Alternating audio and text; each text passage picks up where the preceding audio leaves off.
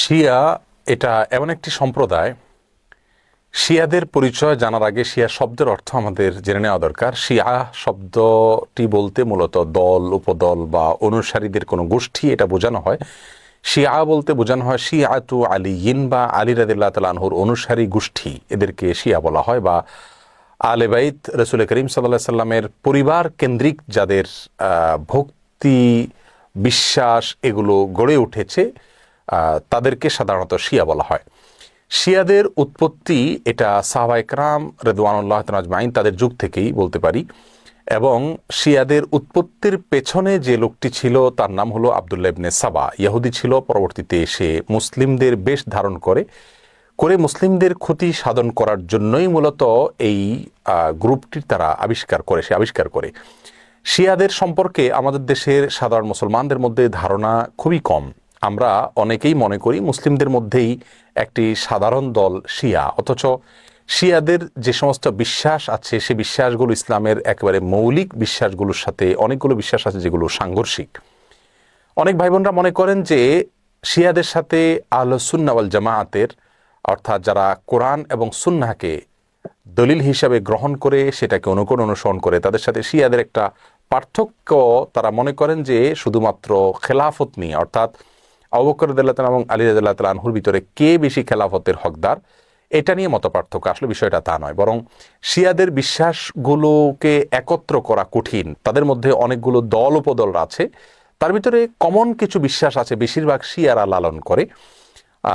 তার ভিতরে একটি হলো তারা কালিমাতুত তাওহীদ আমরা যেটা বলি এটাকে যথেষ্ট মনে করে না। তারা মনে করে লা ইলাহা ইল্লাল্লাহ মুহাম্মাদুর রাসূলুল্লাহ এবং আলিয়ুন ওয়ালিউল্লাহ এটাও স্বীকৃতি দিতে হবে, মুখে উচ্চারণ করতে হবে, তারপরে মানুষ মুসলিম হবে।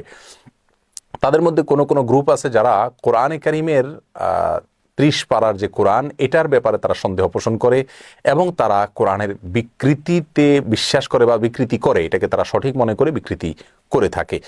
তাদের মধ্যে বড় অংশ বা সবচেয়ে বেশি অংশ বলা যেতে পারে, তারা প্রায় সবাই বলা যেতে পারে, তারা সাহাবীদেরকে সবাইকে কয়েকজন বাদে আলী রাদিয়াল্লাহু তাআলা আনহু, আব্বাস রাদিয়াল্লাহু তাআলা আনহু সহ কয়েকজন বাদে হাসান হোসেন, ফাতেমা রাদিয়াল্লাহু তাআলা আনহুম সহ আহলে বাইত যারা তারা ছাড়া বাকিদেরকে তারা কাফের মনে করে এবং সাহাবীদেরকে গালমন্দ করাটা এটাকে তারা সওয়াবের কাজ মনে করে, ইবাদত মনে করে। আয়েশা রাদিয়াল্লাহু তাআলা আনহা রাসূল আকরাম সাল্লাল্লাহু আলাইহি ওয়াসাল্লামের সহধর্মিণী, তার চরিত্র নিয়ে তারা সন্দেহ করে, যার চরিত্রের বিষয়ে কোরআনে কারিমে সূরা নূরে আল্লাহ সুবহানাহু ওয়া তাআলা পরিষ্কারভাবে ঘোষণা দিয়েছেন। যাই হোক, এ হলো মোটামুটি শিয়াদের কয়েকটা জঘন্য বিশ্বাসের আলোচনা। এবারে আসি শিয়াদের একটা বিশেষ দল, তাদেরকে ইসনা আশারিয়া বলা হয়। মূলত ইসনা আশার শব্দের অর্থ হলো 12। ইসনা আশারিয়া গ্রুপ বলতে শিয়াদের ওই গ্রুপকে বলা হয় যারা 12 জন ইমামে বিশ্বাস করে, অর্থাৎ যারা মনে করে যে 12 জন ইমাম আল্লাহর পক্ষ থেকে নির্ধারিত, তারা রাসূল করিম সাল্লাল্লাহু আলাইহি সাল্লামের ওয়াফাতের পরে ধারা পরম্পরায় আসছেন এবং তাদের মধ্যে প্রথম ইমাম ছিলেন আলী রাদিয়াল্লাহু তাআলা আনহু এবং সর্বশেষ ইমাম ছিলেন মুহাম্মদ ইবনুল হাসান আল আসকারী। এসব ইমামদের সম্পর্কে, ইমামদের মধ্যে সর্বশেষ ইমাম যিনি মুহাম্মদ ইবনে হাসান আল আসকারী, তারা মনে করে তিনি লুকায়িত হয়ে গেছেন, আবার প্রকাশিত হবেন এবং এই ইমামরা সবাই নিষ্পাপ, তারা কোনো ভুল ত্রুটির ঊর্ধ্বে এবং এই ইমামরা সকল প্রকার ইবাদত বন্দিগির ঊর্ধ্বে উঠে গেছেন, তাদের কোনো ইবাদত বন্দিগি করতে হয় না। এই বিশ্বাসগুলো লালন করে থাকে ইসনা আশারিয়া গ্রুপ। শিয়াদের ব্যাপারে আমাদের ধারণা কি হবে, তাদেরকে আমরা কাফের বলবো কিনা? উত্তর হলো, শিয়াদের মধ্যে যারা আয়েশা রাদিয়াল্লাহু তাআলার চরিত্র নিয়ে সন্দেহ করে, কোরআনের ব্যাপারে যাদের সন্দেহ রয়েছে এবং বিকৃতি সাধন করে থাকে, এবং কেউ আছে রাসূল করিম সাল্লাল্লাহু আলাইহি সাল্লামের রিসালাত নিয়েও সন্দেহ করে। তারা বলে যে জিবরিল ভুলে রাসূল করিম সাল্লাল্লাহু আলাইহি সাল্লামের কাছে রিসালাত নিয়ে আসছিল মূলত আলী রাদিয়াল্লাহু তাআলার কাছে। এরকম আর অনেকগুলো বিশ্বাস লালন করে। এই সম্প্রদায়গুলোকে বা এইরকম বিশ্বাস লালনকারীদেরকে আমরা মুসলিম মনে করতে পারি না। তবে হ্যাঁ, তাদের মধ্যে অনেকগুলো গ্রুপ আছে যাদেরকে সরাসরি কাফের বলা যায় না, তাদের অনেকগুলো ভুল এবং ভ্রান্ত বিশ্বাস রয়েছে। এদের মধ্যে সবচাইতে সাধারণ যেটা বিশ্বাসের দিক থেকে সবচাইতে তুলনামূলকভাবে কম জঘন্য বলা যেতে পারে সেটা হলো আবু বকর রাদিয়াল্লাহু তাআলার চাইতে আলী রাদিয়াল্লাহু তাআলাকে খেলাফতের জন্য অধিক হকদার মনে করা।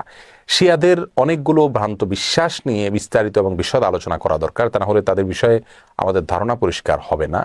একজন মুসলিম হিসাবে আমাদেরকে সঠিক ধারণা যেমন রাখতে হবে, তেমনিভাবে ইসলামের বিষয়ে কারা কি ভুল ধারণা লালন করে সেগুলো আমাদের জানতে হবে। কোরআন নিয়ে যারা সন্দেহ করে, সাহাবীদেরকে যারা গালমন্দ করে, সাহাবীদেরকে যারা কাফের মনে করে এবং রাসূল করিম সাল্লাল্লাহু আলাইহি সাল্লামের সহধর্মিণীর চরিত্র নিয়ে যারা সন্দেহ করে, কোরআনের বিকৃতি যারা সাধন করে, এদের ব্যাপারে আমাদের ধারণা কি হওয়া উচিত, সেটা আমার মনে হয় যে কোনো সাধারণ দর্শক শ্রোতাই আমরা সহজেই সিদ্ধান্ত নিতে পারবো। আল্লাহ তাআলা আমাদের সকলকে সঠিকটা বুঝার তৌফিক দান করুন।